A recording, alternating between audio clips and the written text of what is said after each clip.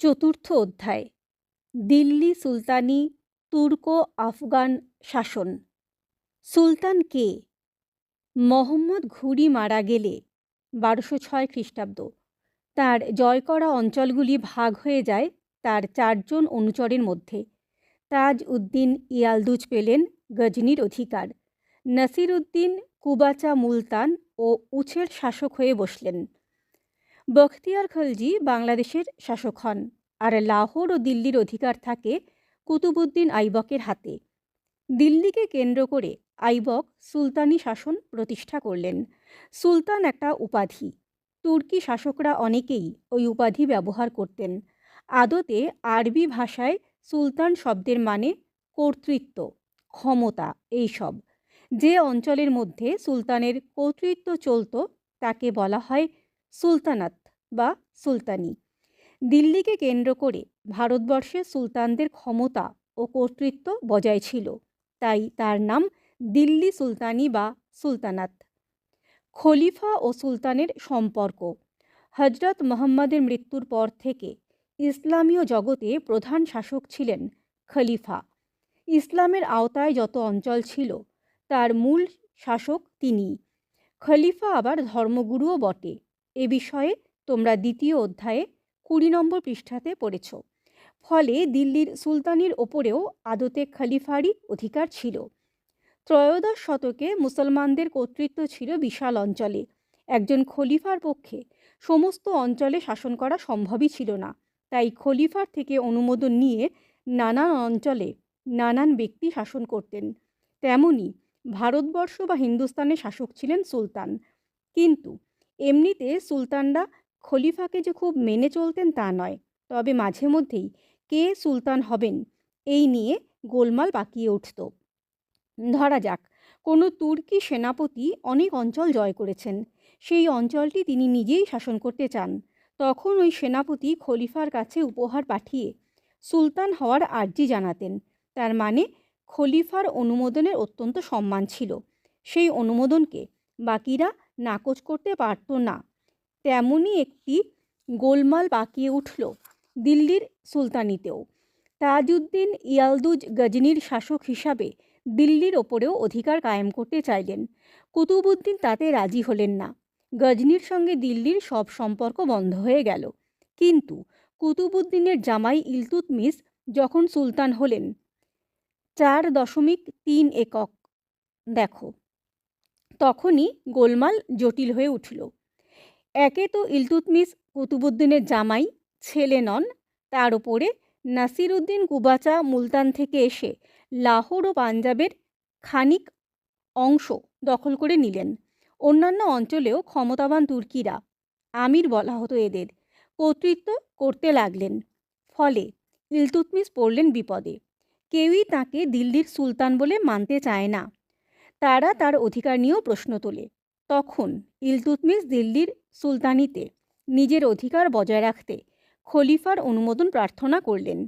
খলিফার কাছে নানান উপহার পাঠান। তার বদলে বাগদাদের খলিফা ইলতুৎমিশকে দুর্বাস ও খিলাত পাঠান এবং দিল্লির সুলতানিতে ইলতুৎমিশের কর্তৃত্বকে অনুমোদন দেন। এভাবে যখনই শাসন ও অধিকারের ন্যায্যতা নিয়ে প্রশ্ন উঠত, তখনই দিল্লির সুলতানরা খলিফার আনুগত্য স্বীকার করে তার অনুমোদন চাইতেন। তবে কাজের দিক থেকে দিল্লির সুলতানরা প্রায় চূড়ান্ত ক্ষমতার অধিকারী ছিলেন। খলিফারা কেউই দূর হিন্দুস্তানের ব্যাপারে নাক গলাতেন না। এভাবেই দিল্লির সুলতানি নিজের মতো করে ভারতবর্ষে বা হিন্দুস্তানে প্রায় 320 বছর শাসন জারি রাখতে পেরেছিল। দিল্লি সুলতানি খ্রিস্টীয় ত্রয়োদশ শতকের প্রথম ভাগ।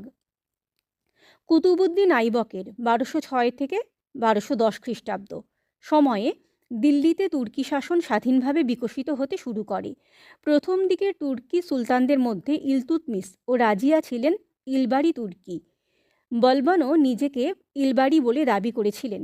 ইলতুৎমিশের 1211 থেকে 36 খ্রিস্টাব্দ সময়ে দিল্লি সুলতানির সামনে প্রধান 3টি সমস্যা ছিল। প্রথমত, কিভাবে সাম্রাজ্যের মধ্যে বিদ্রোহী শক্তিকে দমন করা যাবে। দ্বিতীয়ত, কিভাবে মধ্য এশিয়ার দুর্ধর্ষ মঙ্গল শক্তিকে মোকাবিলা করা যাবে।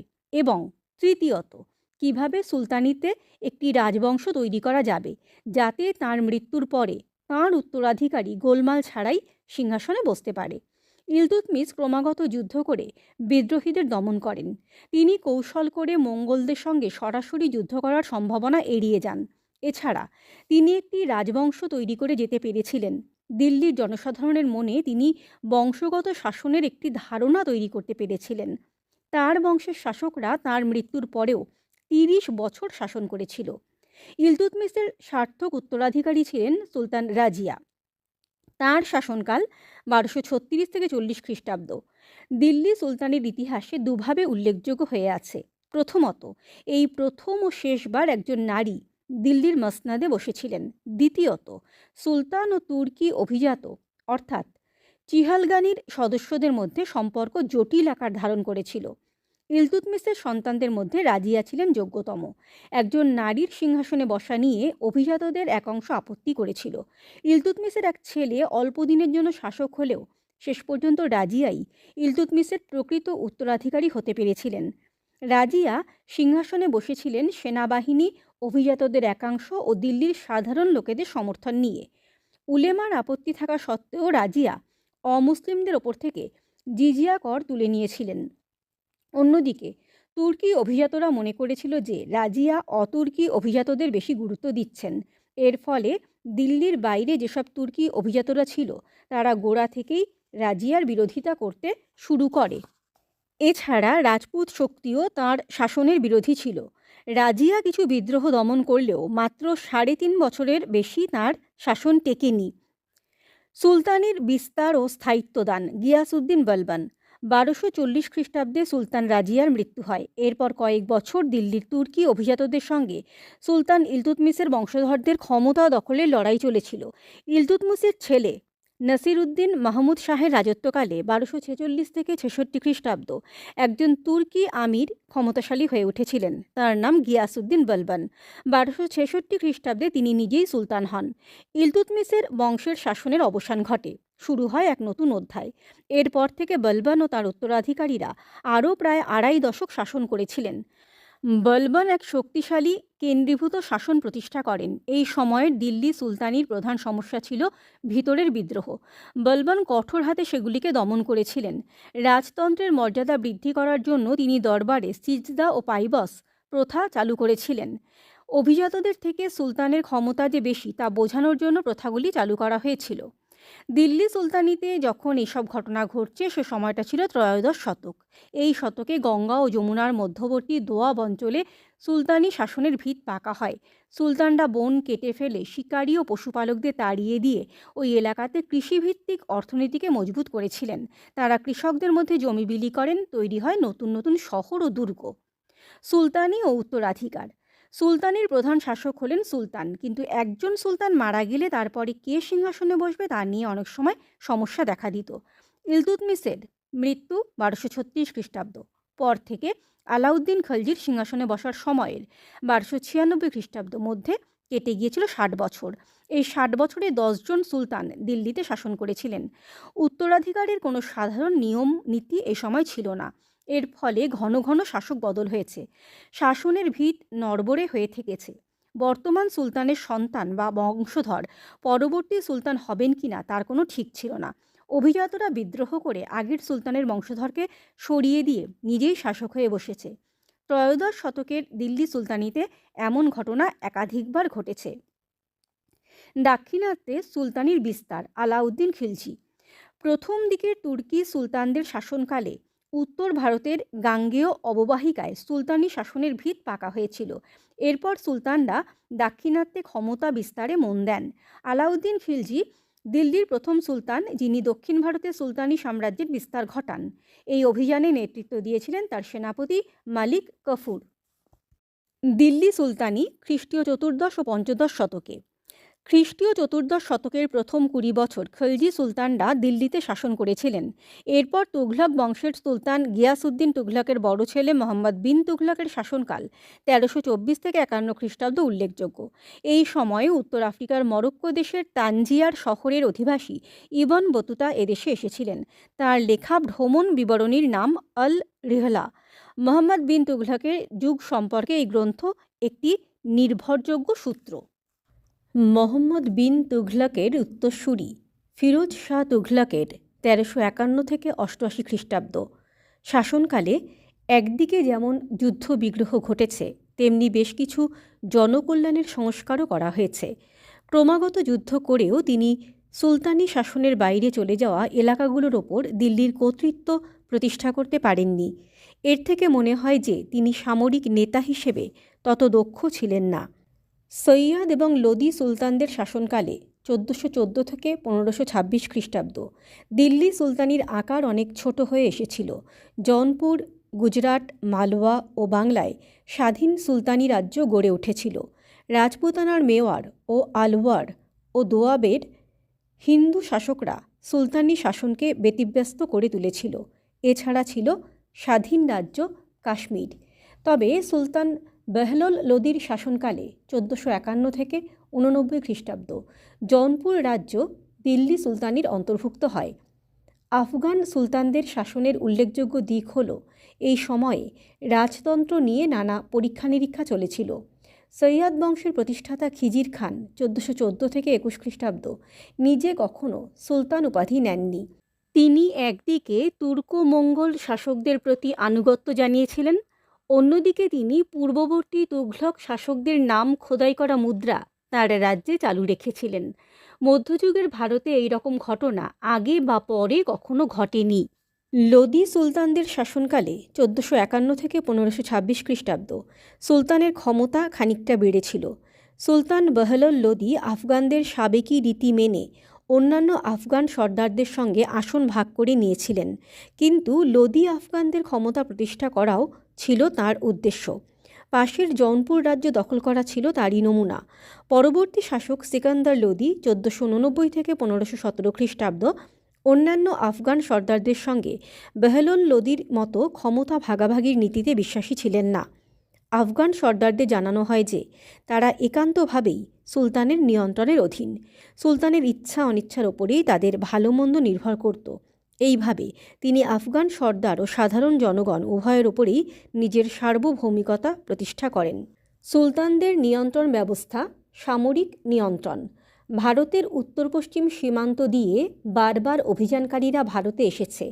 খ্রিস্টীয় ত্রয়োদশ শতকের দ্বিতীয় তৃতীয় দশকে 1218 থেকে 27 খ্রিস্টাব্দ মঙ্গল নেতা চেঙ্গিস খান মধ্য ও পশ্চিম এশিয়ায় ঝড়ের গতিতে যে অভিযান চালান, তার সামনে ওই অঞ্চলের রাষ্ট্রগুলো দুর্বল হয়ে পড়েছিল।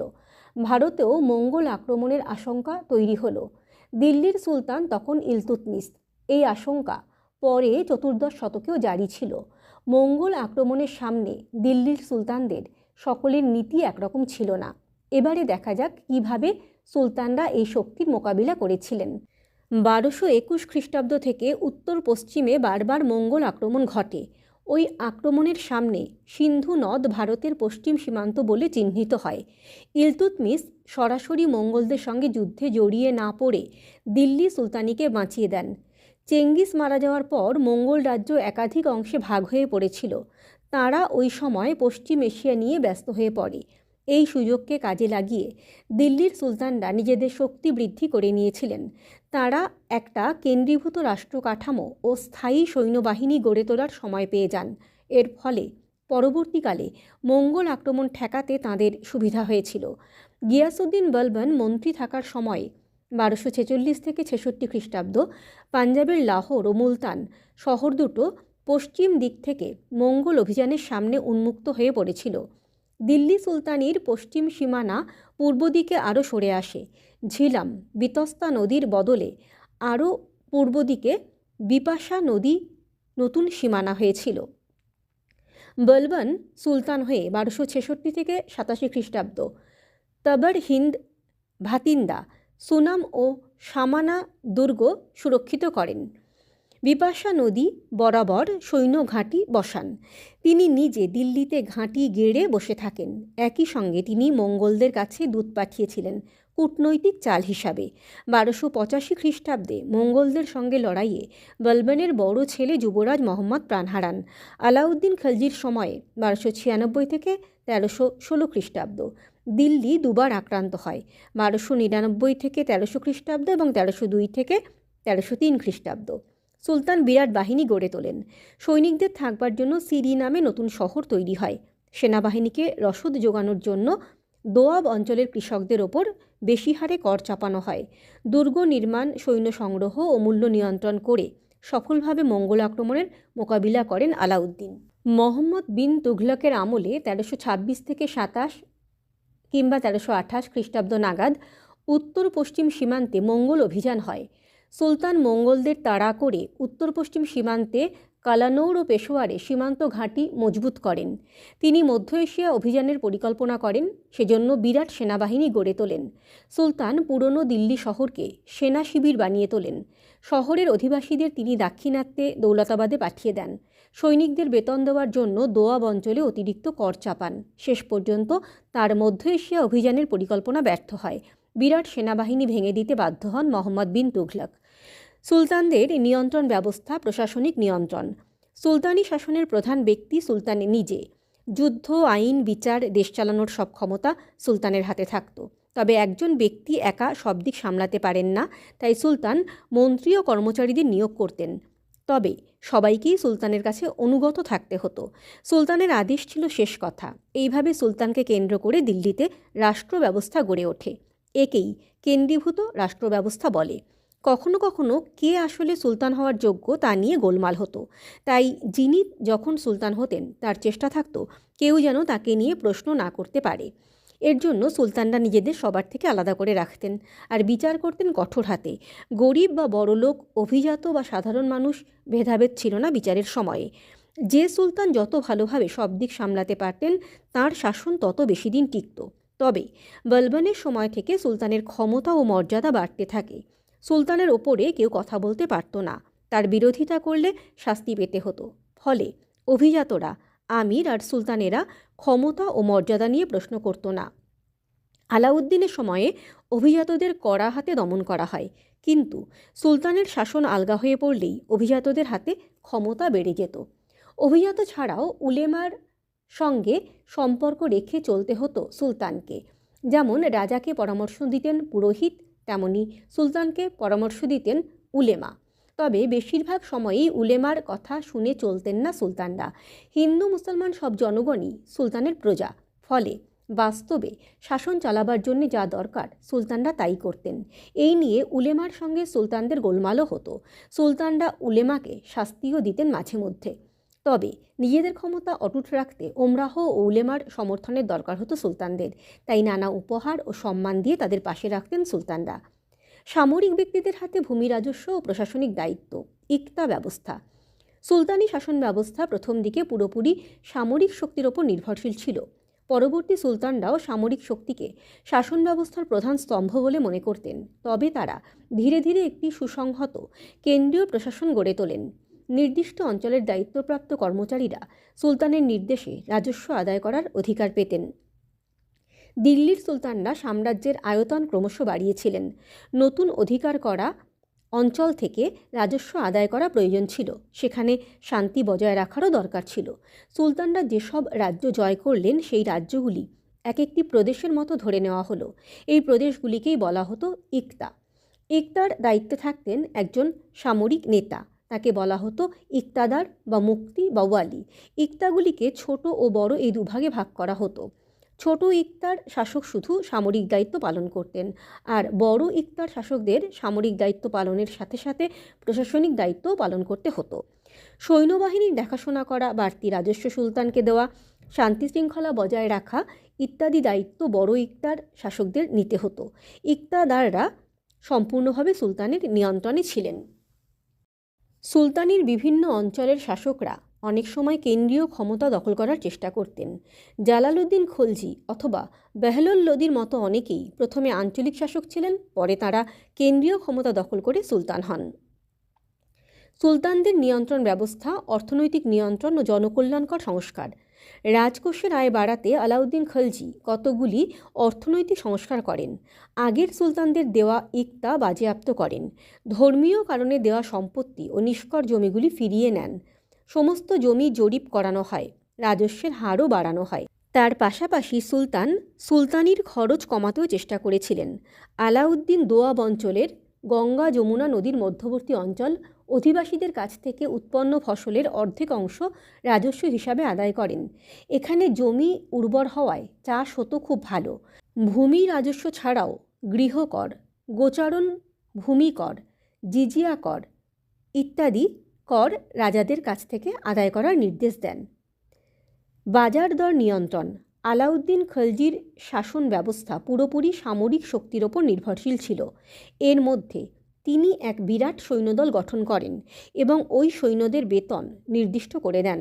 আলাউদ্দিন বাজারের সমস্ত নিত্য প্রয়োজনীয় দ্রব্যের দাম ঠিক করে দেন। আলাউদ্দিন খলজির আমলে দিল্লিতে 4টি বড় বাজার ছিল। এইসব বাজারে খাদ্যদ্রব্য, ঘোড়া, কাপড় ইত্যাদি বিক্রি হতো।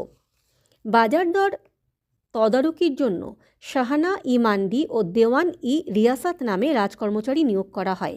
সুলতানের ঠিক করে দেওয়া দামের থেকে বেশি দাম নিলে বা ক্রেতাকে ওজনে ঠকালে কঠোর শাস্তি দেওয়ার ব্যবস্থা ছিল। আলাউদ্দিন রেশন ব্যবস্থার প্রবর্তন করেন। প্রয়োজনের সময়ে প্রজাদের সুলতানের পক্ষ থেকে খাদ্যশস্য ও রোজের প্রয়োজনীয় জিনিস পরিমাণ মতো যোগান দেওয়া হতো। মোহাম্মদ বিন তুঘলকের আর্থিক পরীক্ষার কথা তোমরা আগেই জেনেছ। তার পরবর্তী সুলতান ফিরোজ শাহ তুঘলক ইসলামের রীতিনীতি এবং উলেমার নির্দেশে শাসন পরিচালনা করতেন, তবে বেশ কিছু জনকল্যাণকর কাজও তিনি করেছিলেন। ফিরোজ রাজস্ব ব্যবস্থা সংস্কার করেন। ইসলামীয় রীতি অনুযায়ী যে সমস্ত কর আদায় করা যেতে পারে শুধু সেই করগুলি নেওয়া হতো, অন্যান্য কর বাতিল করা হয়। ফিরোজ শাহ তুঘলক একাধিক নতুন নগর, মসজিদ, মাদ্রাসা, হাসপাতাল এবং বাগান তৈরি করেন। দরিদ্রদের অর্থ সাহায্যের ব্যবস্থা করেন। বেকার সমস্যা সমাধানের জন্য তিনি একটি দপ্তর খোলেন, সেখান থেকে চাকরি দেওয়া হতো। তিনি কৃষির উন্নতির জন্য সেচ ব্যবস্থার উন্নয়ন করেন।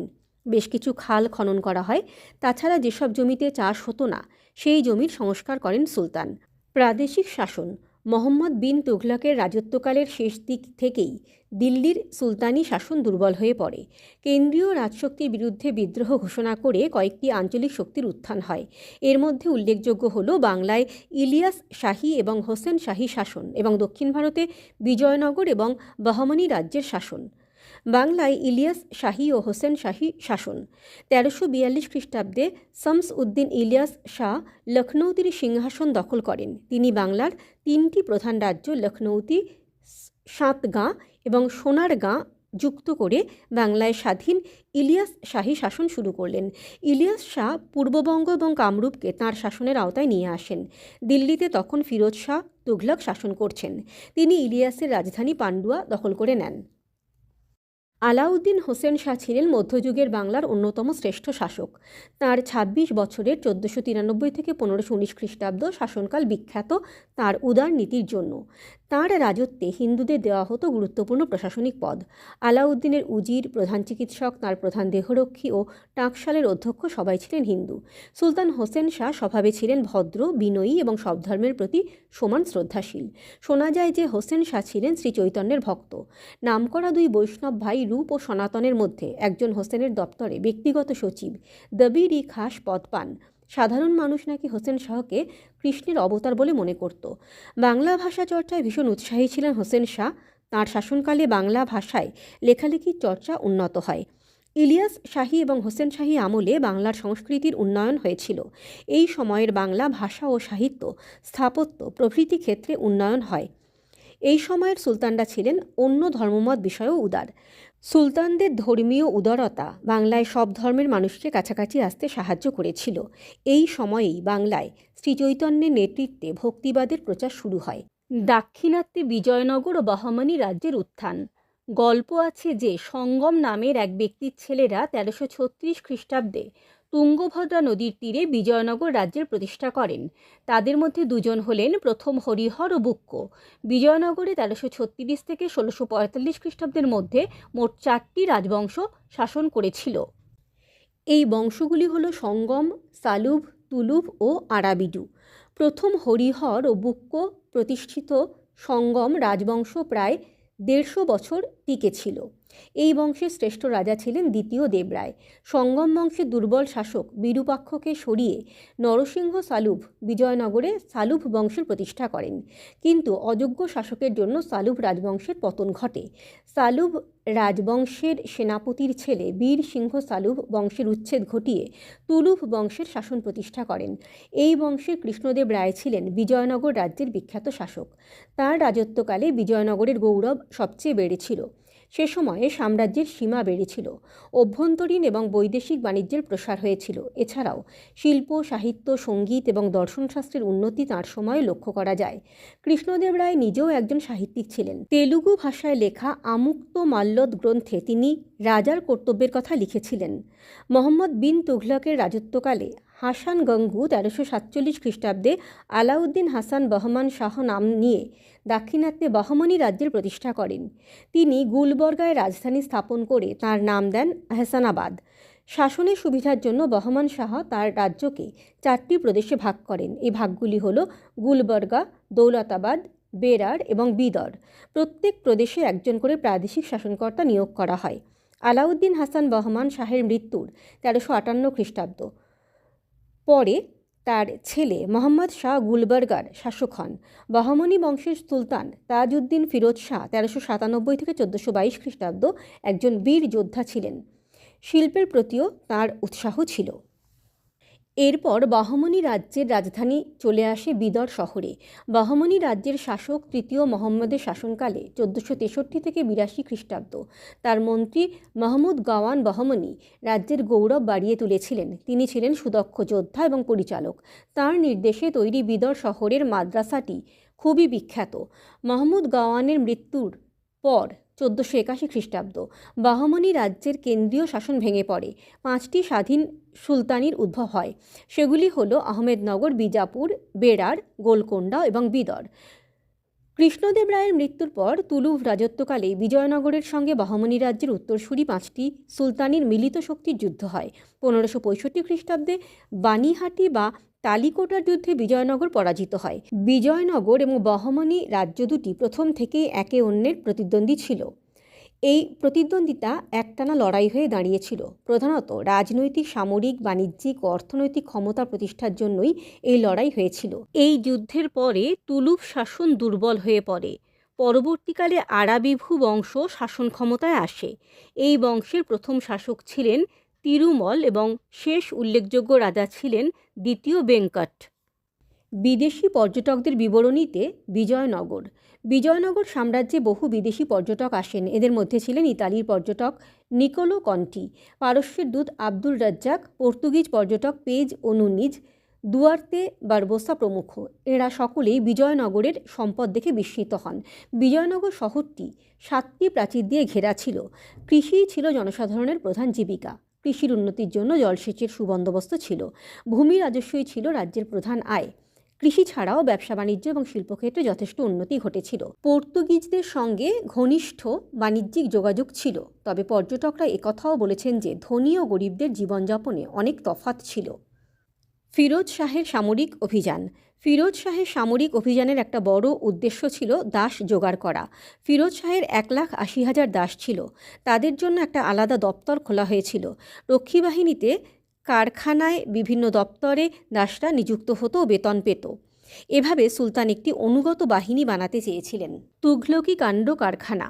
আজকের দিনেও কোনো ব্যক্তির খামখেয়ালি আচরণকে বলা হয় তুঘলকি কাণ্ড কারখানা। কারণ মোহাম্মদ বিন তুঘলককে কেউ কেউ বলেছেন পাগলা রাজা, আর তার কাজকর্মকে বলা হয়েছে তুঘলকি কাণ্ড। বাড়তি কর সংগ্রহ করার জন্য দোয়াব অঞ্চলে রাজস্ব বাড়িয়ে দিয়েছিলেন সুলতান। অনাবৃষ্টির ফলে সেখানে শস্যের ক্ষতি হয়েছিল। প্রজারা বাড়তি কর দিতে পারেনি। তারা বিদ্রোহ করে। সুলতান বাড়তি কর মকুব করেন। নষ্ট হওয়া ফসলের জন্য ক্ষতিপূরণ দেন। কৃষকদের সাহায্য করার জন্য সুলতান তাকাভি ঋণদান প্রকল্প চালু করেছিলেন। দিল্লির অধিবাসীদের বিরোধিতা এবং মঙ্গল আক্রমণের ভয় থেকে রক্ষা পেতে ও দাক্ষিণাত্যকে শাসন করতে দেবগিরিতে দ্বিতীয় রাজধানী তৈরি করেন মোহাম্মদ বিন তুঘলক। ওই শহরের নতুন নাম হয় দৌলতাবাদ। সুলতানের হুকুমে দিল্লি থেকে দৌলতাবাদে যেতে গিয়ে পথে অনেক মানুষ প্রাণ হারান। কয়েক বছর পরে সুলতান আবার রাজধানী ফিরিয়ে নিয়ে যান দিল্লিতে।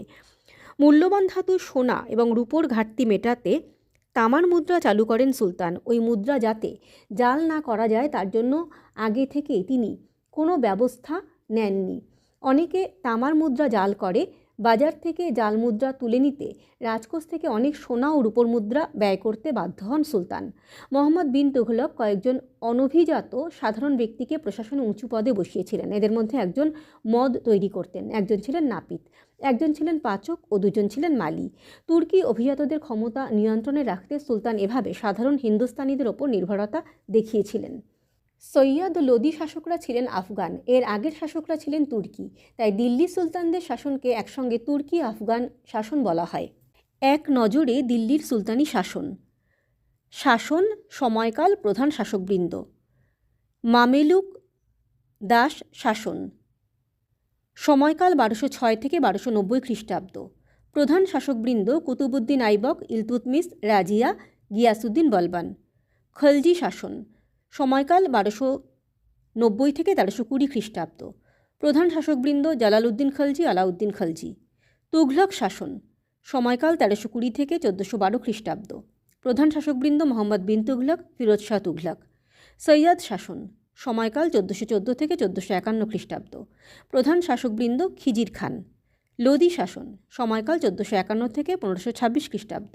প্রধান শাসকবৃন্দ বহলুল লোদি, সিকান্দার লোদি। পানিপথের প্রথম যুদ্ধ। 1526 খ্রিস্টাব্দে পানিপথে বাবরের সঙ্গে ইব্রাহিম লোদির যুদ্ধ হয়। এই যুদ্ধে বাবর তুর্কিদের থেকে শেখা এক ধরনের কৌশল ব্যবহার করেছিলেন। একে বলা হয় রুমি কৌশল। মুঘলদের ঘোড়সওয়ার তীরন্দাজ বাহিনী ছিল খুব গুরুত্বপূর্ণ, তাছাড়াও তাদের গোলন্দাজ বাহিনীও ছিল। বাবরের সৈন্যসংখ্যা কিন্তু লোদিদের তুলনায় কম ছিল, কিন্তু বাবর ছিলেন যুদ্ধে পটু। যুদ্ধক্ষেত্রে ইব্রাহিম লোদির মৃত্যু হয় এবং দিল্লি ও আগ্রায় মুঘলদের শাসন প্রতিষ্ঠা হয়। দাস ও হুলিয়া। সুলতানি সেনাবাহিনীতে প্রধান পদাতিক ও ঘোড়সওয়ার থাকত। যুদ্ধে হাতিও ব্যবহার করা হতো। সেনা বিভাগে তদারকি করত দিওয়ান ই আর্জ দপ্তর। দপ্তরের প্রধান ছিলেন আরিজ ই মামালিক। আলাউদ্দিন খলজি ওই দপ্তরের বেশ কিছু সংস্কার করেছিলেন। সেনাবাহিনীতে জালিয়াতি বন্ধ করতে দাগ ও হুলিয়া বা চেহারা নামে দুটি ব্যবস্থা চালু করেছিলেন। দাগ মানে সরকারি ছাপ এবং হুলিয়া মানে সৈনিকের চেহারার বিবরণ। সেনাবাহিনীর সমস্ত ঘোড়া খুঁটিয়ে পরীক্ষা করার পর ঘোড়াদের গায়ে দাগ দেওয়া হতো। তার ফলে পর্যবেক্ষণের সময় একই ঘোড়াকে দুবার পেশ করা যেত না এবং সতেজ ঘোড়ার বদলে দুর্বল বা খারাপ ঘোড়া হাজির করা যেত না। হুলিয়া থাকায় কোনো অদক্ষ ব্যক্তি সেনাবাহিনীতে যোগ দিতে কিংবা নাম ভাড়িয়ে অন্যের বেতন নিতে পারত না। ফিরোজ তুঘলক ও শের শাহের আমলেও দাগ ও হুলিয়া চালু ছিল। সুতরাং যুগ বদলালেও শাসন ব্যবস্থার মধ্যে কোনো কোনো বিষয়ে ধারাবাহিকতা ছিল। সুলতানি আদব কায়দা। গিয়াসুদ্দিন বলবান 40 চক্র বা বন্দেগান ই চিহলগানির সদস্য ছিলেন। পরে নিজে যখন সুলতান হলেন তখন যাতে কেউ তার অধিকার নিয়ে প্রশ্ন করতে না পারে তার জন্য দরবারে কতগুলি নিয়ম চালু করেন তিনি। শোনা যায় বলবান খুব জমকালো পোশাক পরে দরবারে আসতেন। কোনো হাসি তামাশা বা হালকা কথা বরদাস্ত করতেন না। গম্ভীরভাবে দরবারে শাসনকাজ চালাতেন। সুলতানকে দরবার চালাতে দেখে অতিথিদের ভয় করত। আলাউদ্দিন ও মোহাম্মদ বিন তুঘলক একই নীতি নেন। জাঁকজমক করে সাজানো সভার মধ্যে সবচেয়ে দামি পোশাক পরা গম্ভীর সুলতানকে দেখে যে কেউ আলাদা করে চিনতে পারত। উলেমা। আরবি ভাষায় ইলাম মানে হলো জ্ঞান, আলিম মানে হলো জ্ঞানী। বিশেষভাবে যারা ইসলামী শাস্ত্রে পণ্ডিত তাদের বলে আলিম। একের বেশি আলিমকে বলা হয় উলেমা। উলেমা শব্দটি বহুবচন, তাই উলেমারা বা উলেমাদের কথাগুলো ঠিক নয়। ইক্তা ব্যবস্থার কথা। মধ্য এশিয়ার ইসলামীয় সাম্রাজ্যে সামরিক অভিজাতদের ইক্তা দেওয়া হতো। এই ইক্তাগুলি নির্দিষ্ট সময়ের জন্য দেওয়া হতো। খ্রিস্টীয় নবম শতকে এই ব্যবস্থার উৎপত্তি হয়। রাজকোষে তখন যথেষ্ট পরিমাণে রাজস্ব জমা পড়ছিল না, এদিকে যুদ্ধ করেও তেমন ধনসম্পদ পাওয়া যাচ্ছিল না, তাই সামরিক নেতাদের বেতনের বদলে ইক্তা দেওয়া হয়ে থাকে। খ্রিস্টীয় একাদশ শতকে সেলজুক তুর্কি সাম্রাজ্যে ইক্তা ব্যবস্থার প্রচলন লক্ষ্য করা যায়। এ সময়ে সাম্রাজ্যের প্রায় অর্ধেক অংশ ইক্তা হিসেবে ভাগ করা হয়। কোথাও কোথাও এই ব্যবস্থা বংশানুক্রমিক হয়ে যায়, অর্থাৎ বাবা মারা গেলে তার ছেলে একই দায়িত্ব পায়। অটোমান তুর্কিদের আমলে ইক্তা ব্যবস্থার পরিবর্তে একই ধরনের অন্য একটি ব্যবস্থার কথা জানা যায়, তাকে বলা হয় তিমার। আবার ইরানে ইল খানদের শাসনের সময় 1256 থেকে 1353 খ্রিস্টাব্দ ইক্তা প্রথার কথা জানা যায়। মিশরেও দ্বাদশ ত্রয়োদশ শতকে মুক্তিদের কথা জানা যায়। দিল্লির সুলতানরা সাম্রাজ্য বিস্তার, রাজস্ব সংগ্রহ ও শান্তি শৃঙ্খলা রাখার জন্য ইকতা ব্যবস্থার নানা রদবদল ঘটিয়েছিলেন। ইকতাদার বা মুক্তি হতে পারতেন একটা গোটা প্রদেশের শাসনকর্তা, অথবা তিনি হতেন শুধুই একজন রাজস্ব সংগ্রহকারী, যিনি নিজের ভরণপোষণের জন্য একখণ্ড জমি থেকে রাজস্ব আদায় করতেন। জিজিয়া কর ও তুরস্ক দণ্ড।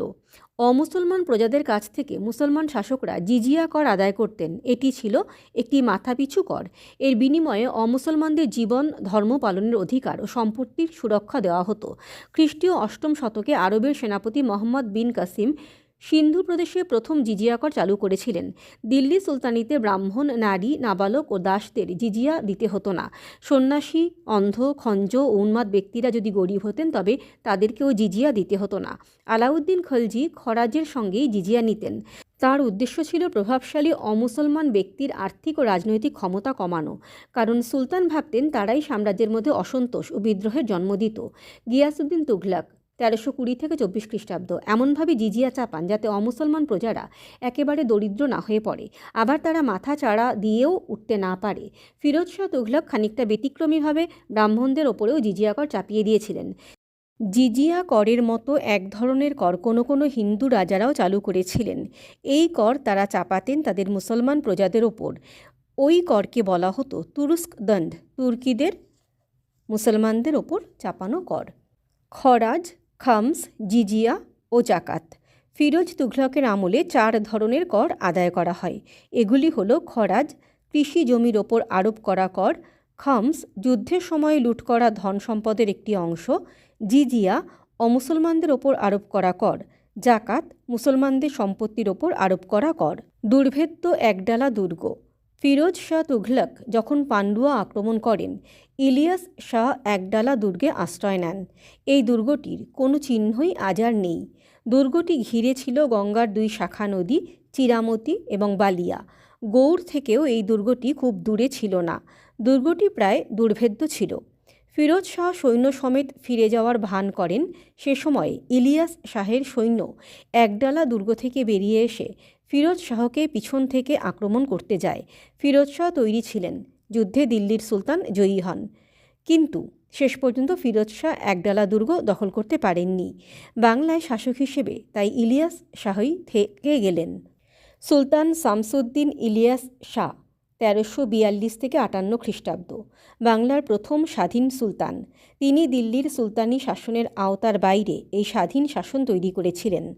সুলতান গিয়াসউদ্দিন আজম শাহ 1389 থেকে 1410 খ্রিস্টাব্দ ছিলেন ফার্সি কাব্যের একজন সমঝদার। তাঁর আমলে বাংলার সামুদ্রিক বাণিজ্য জোরদার হয়েছিল। সুলতান জালালউদ্দিন মোহাম্মদ শাহ যদু 1415 থেকে 16, 1418 থেকে 33 খ্রিস্টাব্দ জন্মসূত্রে হিন্দু ছিলেন। তিনি ইসলাম ধর্ম গ্রহণ করেন। তাঁর আমলে বাংলার রাজধানী মালদহের হজরত পান্ডুয়া থেকে গৌড়ে চলে আসে। অনেকে মনে করেন যে পরবর্তী ইলিয়াস শাহী সুলতানরা ছিলেন সুলতান শামসুদ্দিন ইলিয়াস শাহের বংশধর। ইলিয়াস শাহী এবং হোসেন শাহী শাসনের মাঝে বাংলায় আবিসিনীয় সুলতানরা শাসন করেছিলেন। এরা আফ্রিকার আবিসিনিয়া বা ইথিওপিয়া থেকে এসেছিলেন। বাংলায় এদের হাবশি বলা হয়। আফগান নেতা শের খানের আক্রমণে 1538 খ্রিস্টাব্দে বাংলায় স্বাধীন সুলতানি শাসন শেষ হয়। আলাউদ্দিন হোসেন শাহ ও শ্রীচৈতন্য। বৃন্দাবন দাস তাঁর চৈতন্য ভাগবতে লিখেছেন যে সুলতান হোসেন শাহ গৌড়ে গিয়ে শ্রীচৈতন্যের সম্পর্কে একটি নির্দেশ দেন। তাতে বলা হয়, চৈতন্যদেব সবাইকে নিয়ে কীর্তন করুন, অথবা চাইলে তিনি একাকী থাকুন। তাকে যদি কেউ বিরক্ত করে, তা সে কাজী হোক বা কোতোয়াল, তার প্রাণদণ্ড হবে। রাজা কৃষ্ণদেব রায়।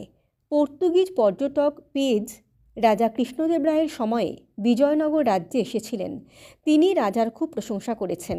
পেজ বলেছেন, রাজাদের মধ্যে তিনি সর্বাপেক্ষা পণ্ডিত এবং সর্বোত্তম একজন মহান শাসক এবং সুবিচারক, সাহসী ও সর্বগুণান্বিত। বিজয়নগর এবং দক্ষিণের সুলতানিগুলির মধ্যে 3টি অঞ্চলকে নিয়ে সমস্যা দেখা দেয়।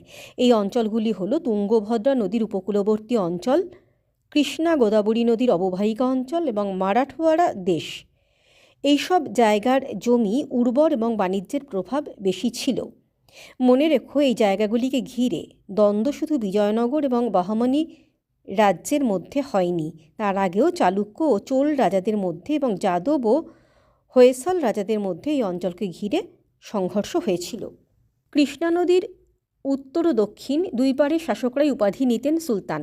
দিল্লির সুলতানদের অনেক আদব কায়দা তারা মেনে চলতেন। বিজয়নগরের শাসকরা নিজেদের বলতেন হিন্দু রায়দের মধ্যে সুলতান।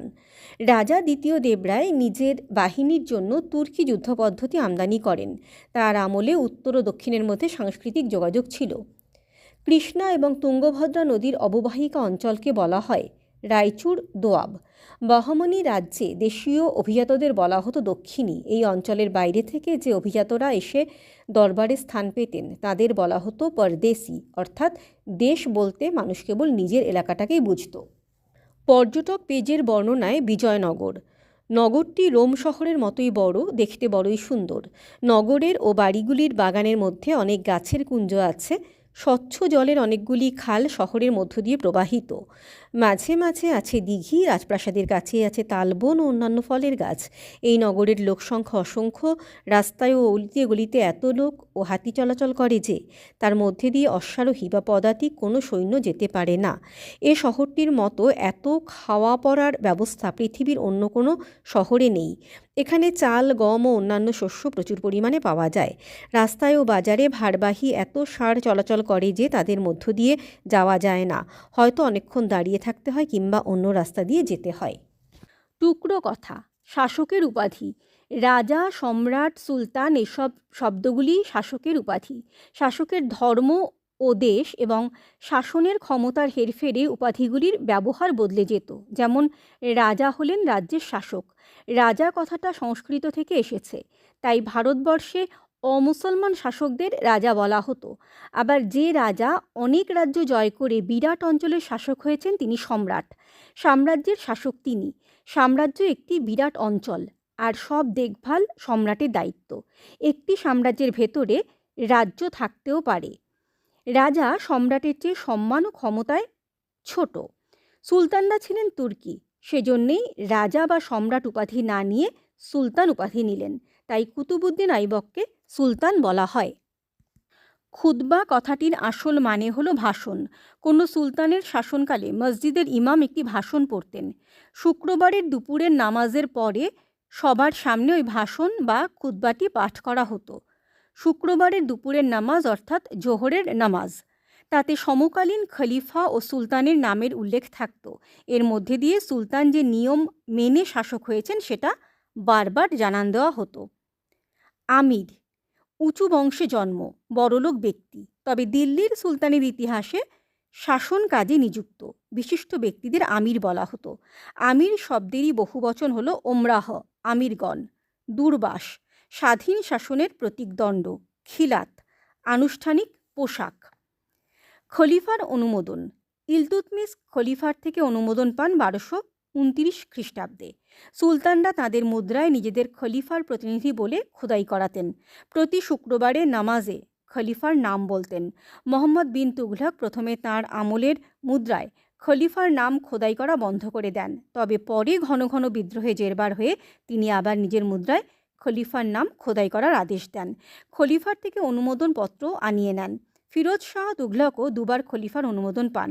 এরপর থেকে অবশ্য ভারতে খলিফার থেকে অনুমোদন চাওয়ার প্রথা বন্ধ হয়ে যায়, আর মুঘল বাদশাহরা ভারতের বাইরের কাউকে মর্যাদা ও ক্ষমতায় নিজেদের সমান বলে মনেই করতেন না। সুলতান রাজিয়া। রাজিয়া একজন নারী হলেও তার উপাধি সুলতান, সুলতানা নয়।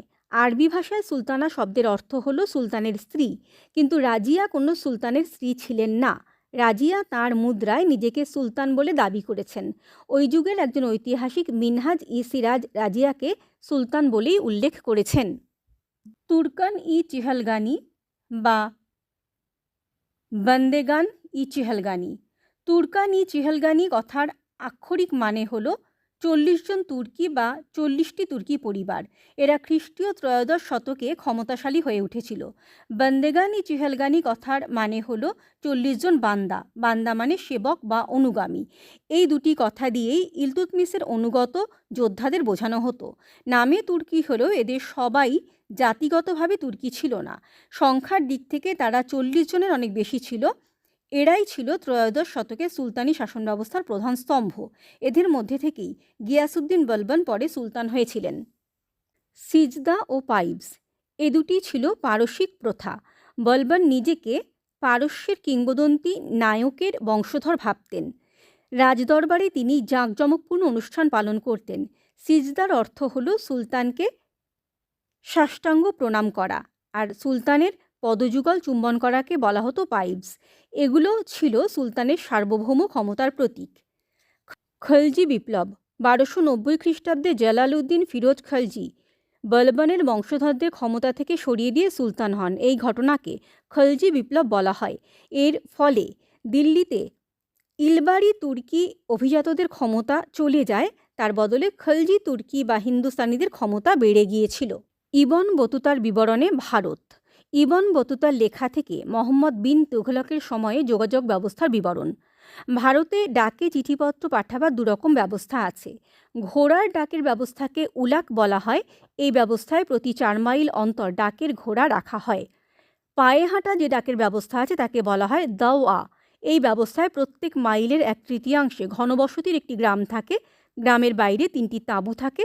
এই তাঁবুতে ডাকের লোকেরা কোমর বেঁধে রওনা হবার জন্য প্রস্তুত থাকে। এদের প্রত্যেকের হাতে থাকে 2 হাত লম্বা একটি লাঠি। প্রত্যেক লাঠির মাথায় কয়েকটি তামার ঘণ্টা বাঁধা থাকে। যখন শহর থেকে সংবাদবাহক রওনা হয় তখন তার এক হাতে থাকে চিঠি আর অন্য হাতে থাকে ঘণ্টা বাঁধা লাঠিটি। এই চিঠি ও লাঠি নিয়ে সে যত দ্রুত সম্ভব দৌড়তে থাকে। দেশে নতুন লোকের আগমন সংবাদ গোয়েন্দা বিভাগের লোকেরা চিঠি লিখে সুলতানকে জানিয়ে দেয়। সে চিঠিতে নবাগতের নাম, তার দেহের ও পোশাকাদির বর্ণনা, সঙ্গীদের সংখ্যা, চাকর বাকর, ঘোড়া ইত্যাদির বিবরণ থাকে। পথে চলার সময় অথবা বিশ্রামের সময় তাদের ব্যবহার কীরকম তাও জানানো হয় চিঠিতে।